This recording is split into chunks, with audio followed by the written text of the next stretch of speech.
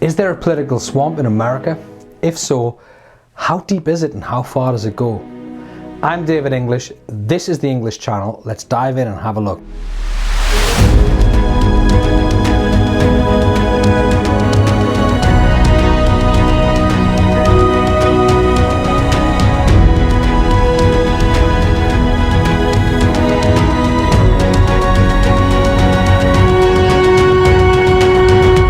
For the last 4 years, we've heard President Trump talk about draining the swamp in reference to the US political system. And certainly a lot of corrupt individuals and warmongers have gone. But recent turns of events have made many people question how deep the swamp actually is, as even supposed supporters of Trump have turned on the president. Senate Majority Leader Mitch McConnell, who was supposed to be an ally of President Trump and certainly leaned on the president heavily for re-election during the midterms, recently congratulated Biden on becoming president-elect after the state chose their electors on December 14th, despite the fact that numerous legal challenges are working their way through the judicial system and the Director of National Intelligence is still investigating the scale and scope of foreign interference in the election by China, Iran and Russia. He even called for Republicans to abandon their legal challenges to the election result. Now, this was seen by some as McConnell just acknowledging the next stage in the presidential process, but by many it was seen as a stab in the back to President Trump, and that McConnell has shown his true colours as a rhino or Republican in name only, and part of the swamp or deep state government as it is known. But what if something else is going on here with McConnell?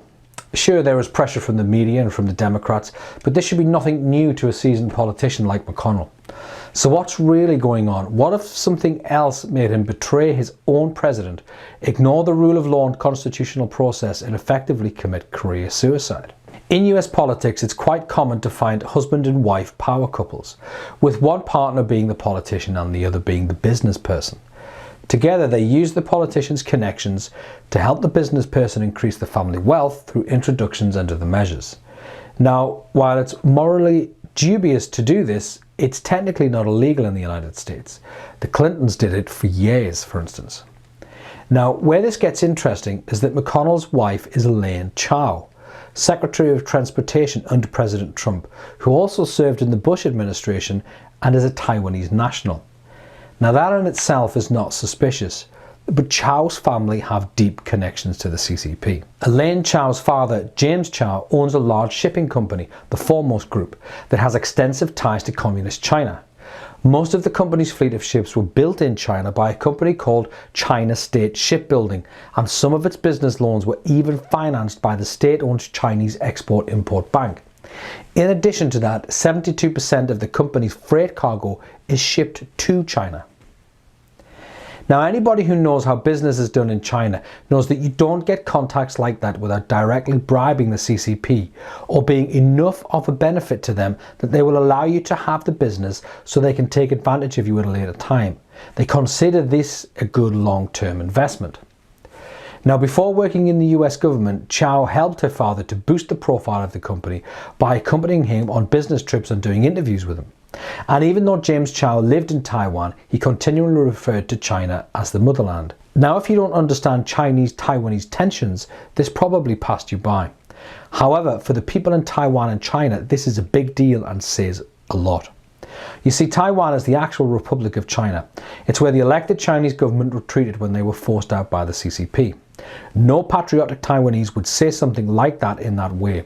It would be the equivalent of a Scotsman describing himself as an Englishman, and no proud Scot would be seen dead doing that.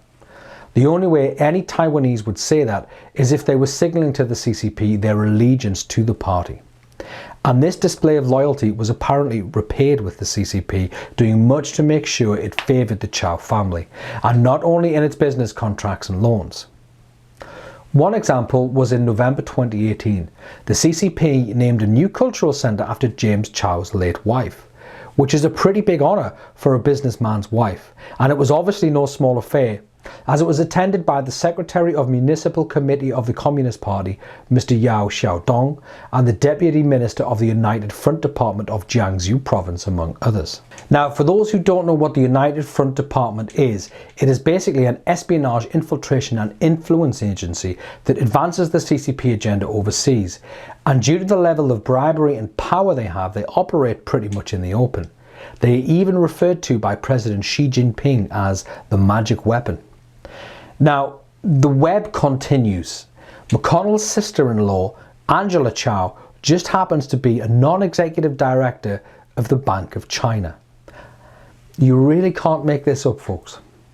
Now, although McConnell and Elaine Chao aren't shareholders in the Foremost Group, they've both received up to $25 million from James Chow. And on top of that, 13 members of the Chow family have donated more than $1 million to McConnell's election campaigns. Now, we all know Trump was very tough on China and was essentially removing them from their position of power and dominance within the US markets. And we also know the Chinese would prefer Biden, even going so far to admit that they prop him up financially and helped him to fix the Trump problem. But surely a senator of McConnell's standing is above all of that. Surely after all these years of understanding the due process of the US Constitution, McConnell wouldn't be prepared to betray his conscience. Well, you would think that, wouldn't you? In late October, shortly before the election, McConnell appeared in public with severe bruising to his hands and face. Despite saying that he had no health concerns, people couldn't help but wonder what happened. Now, am I saying that McConnell was taken into a darkened room and beaten up by the CCP? Well, not quite. What I am saying is that it's not beyond the realms of possibility for the CCP to exert pressure on McConnell to take a course of action that would betray his conscience, his countrymen, and his country. After all, terrifying a 78-year-old genial man to betray his principles wouldn't take that much. And given the access the CCP have to the Chow family and how the McConnells have indirectly benefited and how badly the CCP needs Trump to lose, then yes, I think it's highly likely they applied some sort of pressure to McConnell, and if not this, then something else. And if this is happening to McConnell, it's happening to others in the Republican Party. After all, the Republican Party is very close to the CCP financially, as opposed to the Democrats, who are both ideologically and financially close to the CCP. But how can they exert all this pressure? Again, you have to understand how the CCP does business. The CCP does business through corruption, bribery and blackmail. And we know corruption exists in all walks of life. And in the West, the most common form of pulling people into corruption is generally through money and ego manipulation. The CCP, however, takes a different approach. They target your moral weaknesses and get you to such a compromising position through that weakness that they effectively own you through blackmail. For instance, if your weakness is power, they will facilitate that power for you, buying elections or positions of office, but in return, you have to do what they ask, when they ask, or your shared secret will be revealed and your career will be destroyed. Or your weakness may be lust, and they supply you with as many girls as you like. You could well wake up one morning after a heavy night drinking in Beijing to find a slightly too young girl in your hotel room, and the whole thing on tape. And just before you think that's a stretch, just remember, this has happened before, and this is exactly how Jeffrey Epstein operated and built his fortune. So how bad is the CCP influence in the US? In February this year, US Secretary of State Mike Pompeo delivered to state governors a warning of the infiltration and subversion by the CCP in America. Pompeo warned of the subversion tactics used on state officials to not only curry favour but also influence matters related to freedom of speech, in particular to Taiwan. Pompeo remarked that most of the governors had probably already been directly approached by the CCP. Now again, where this gets really interesting is that in Georgia, one of the states which Trump is contesting, and which on paper he should have won, Governor Brian Kemp appears to have a very close business relationship with the CCP. In a video posted to social media recently, Kemp can be seen heaping praise on China and the trade relationship it has with the Peach State, and how it is constantly developing new opportunities for Chinese companies. The video is from Georgia's Department of Economic Development and dates back to 2010, when Georgia was facing an economic downturn. It appears Kemp leaned on China to help turn that around, stating that he is ready to spare no efforts to promote the economic and trade cooperation between Georgia and China. Again, Understanding how China operates, it doesn't take a genius to figure out what that might mean. Kemp also appears to have had a close relationship with the Chinese consulate in Houston as well, meeting with the ambassador on several occasions.